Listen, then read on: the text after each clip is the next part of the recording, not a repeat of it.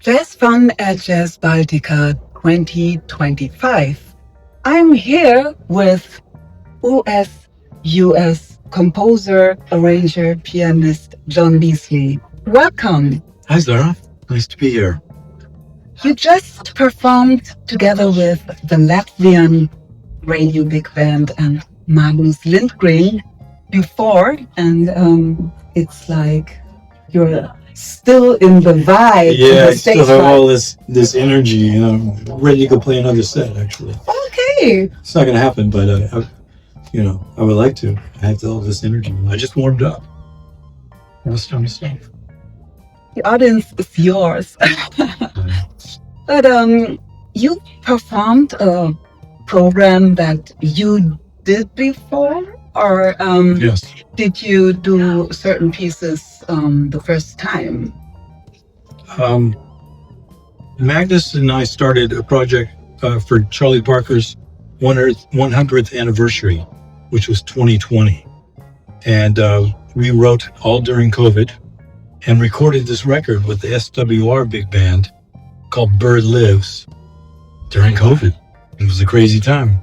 So we did quite a few performances with the SWR Big Band all around Germany, and then also in New York recently. And then this past February, we were in Latvia, in Riga, with this band performing Bird Lives music. And then in 2023, Magnus and I released a record called Butterfly Effect, which was duo. Both records on Act Records. And so tonight we arranged some of the duo music for Big Band.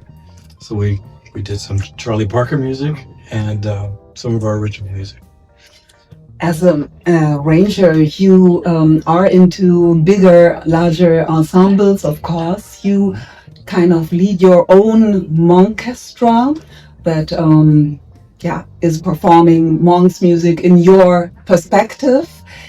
And now you're here with the Latvian Radio Big Band, as we just said. But, every ensemble, every big band has a different character. Yes. And to perform something with the SWR Radio Band might be different from what is here. Now, what kind of energy did you feel here today? Both bands were great bands. And you're right, it's still a jazz band. Even though it's big, it's still anything can happen differently, right? We're still looking or being open to new sounds and new expression within the framework of these arrangements. And in America, Monkestra has a different style or a way of playing. I've worked a lot with the HR Big Band in Frankfurt. They're all incredible musicians. They have a different style in SWR. And with the Latvian guys, this drummer is like really a power drummer. So they're like really digging all the time, digging deep all the time, I guess. The SWR guys have a little bit more of a looser kind of vibe to them, same with Frankfurt. We all play jazz, so it's important that everybody gets a chance to express their own personality, even within the framework of a big band.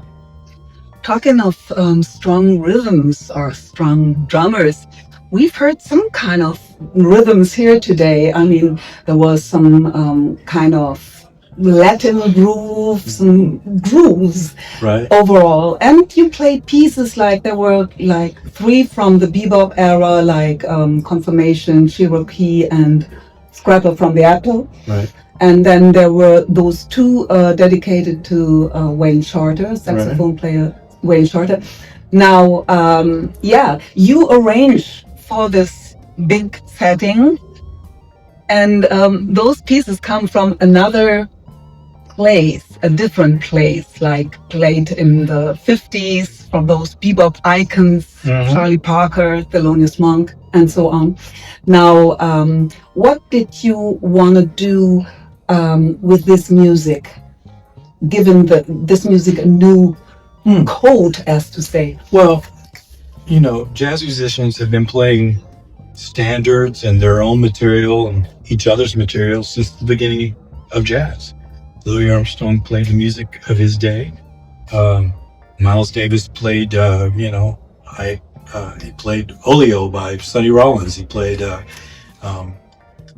standards. Charlie Parker played I Remember April, right? So this is an extension of that.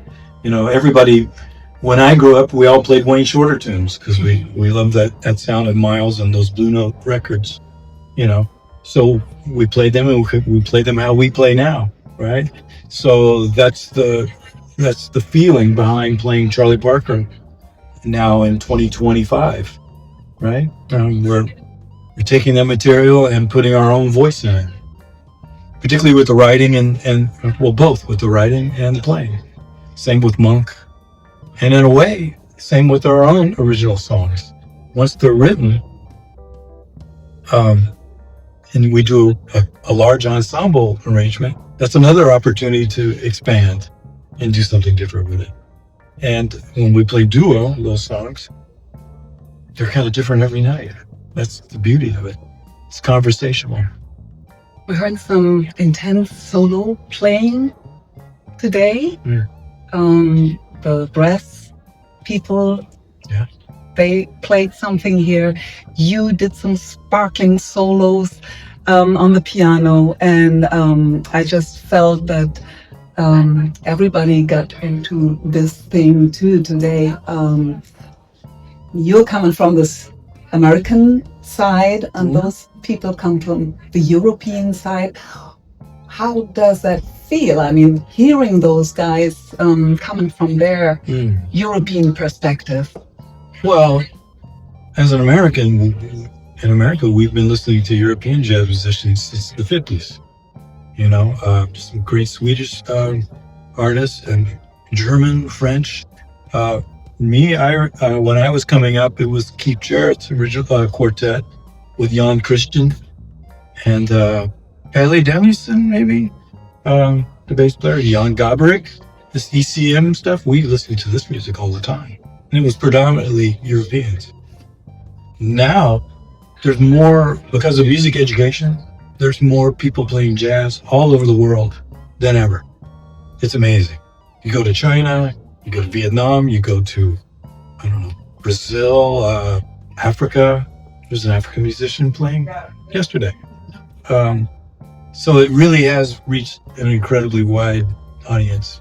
And as a young person, when you start playing jazz, you start getting this addiction in a way, this obsession, right? And if it kicks in, then it's something you have your whole life.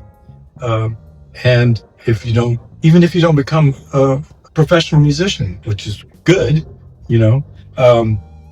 those are our next audience, so that we can keep festivals like this happening all over the world. They get older, they start making more money, right? They can afford to come, become lawyers, whatever, they become fans.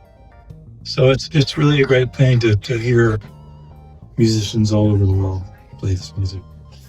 Talking of the European jazz people, here we had on stage today with you, saxophone player and flutist Magnus Lindgren from Sweden. How did you both meet? Well, that's an international story as well. We met at Java Jazz, which is in Jakarta, Indonesia, where they have a festival there.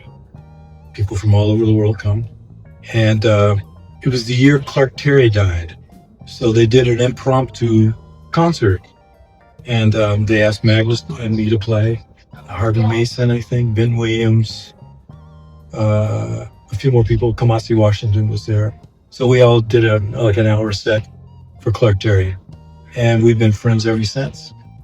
And a few years later, maybe the next year, he invited me to bring my Monkestra arrangements to Sweden at the Blue House. And they have in the concert hall in Stockholm, they have a jazz program and a jazz ensemble.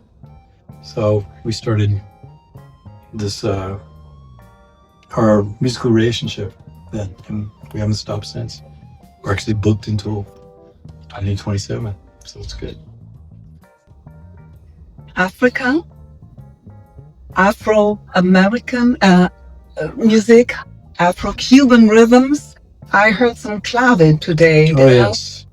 Well, it's all Africa. Let's face it. It's all Africa. So how come the Latin influence in your playing and music? How does it come for me? Early on, I played with Sergio Mendes. It was one of my first touring gigs. I was probably 19 or 20 years old. And his band still had a lot of original members. And they taught me a lot about Brazilian music and Brazilian rhythm. Then after that, I was in a band with El Negro, Hernandez, Rabi Amin, Yosvani Terry, Brian Lynch, Carlitos de Puerto, who else? Pedro Martinez. This was sort of mid 2000s, and we played. Probably we did two or three tours every year of Japan, and so they would say, "Hey, Bees, pick up the clave. You're gonna play clave. We're gonna rumba." So this is how I learned from those guys. And then was it 2023? I think I did a big project with Chucho Valdez. I arranged and helped write a program, a long suite of music called. Anyway, we toured all over, America and Europe, and it was a piece. The influence of Africa that it had on him through Santeria in Cuba, and how he got into bebop, and how the African influence, the rhythms, got to New Orleans, all the way to New York, and beyond.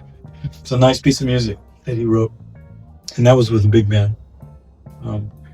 Gosh, I wish. We'll find out later. Crazy. Okay, you have to look. Anyway, you are born in Shreveport, BC. Oh, La Creation. Creation. The creation. Yeah. Okay, so now you're Louisiana born, Texas raised, but you live where? I live in Los Angeles now. You got in touch with the movie industry there too, and wrote music for the movie industry? TV, movie, television commercials. I was lucky at a very young age to get into the studio scene in Los Angeles while it was still happening, and I learned a lot about orchestration, right? I kind of learned like a jazz musician from the older composers that I worked for. I got thrown into the fire, and you say, yeah, I can do that, and you figure it out when you're at home how to do it, and then do it. So I was fortunate to play a lot on records, sort of commercial music and stuff. Yeah. And you met other pop stars like Walter Becker. That's right. You've done your homework. Listen to you, girl. All right.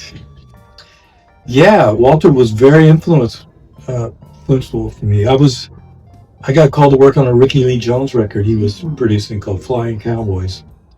And I was in the studio with Chuck Rainey and, I think Dean Parks and all these incredible musicians. And that same week, during that process, Miles Davis called me to go on the road. And I was like, oh man, I'm going to leave this project, but I've always wanted to work with Miles and da-da-da. And I told Walter, and he said, oh man, you got to go. They practically pushed me out the door. Plus my wife is pregnant with our first child. We just bought a house.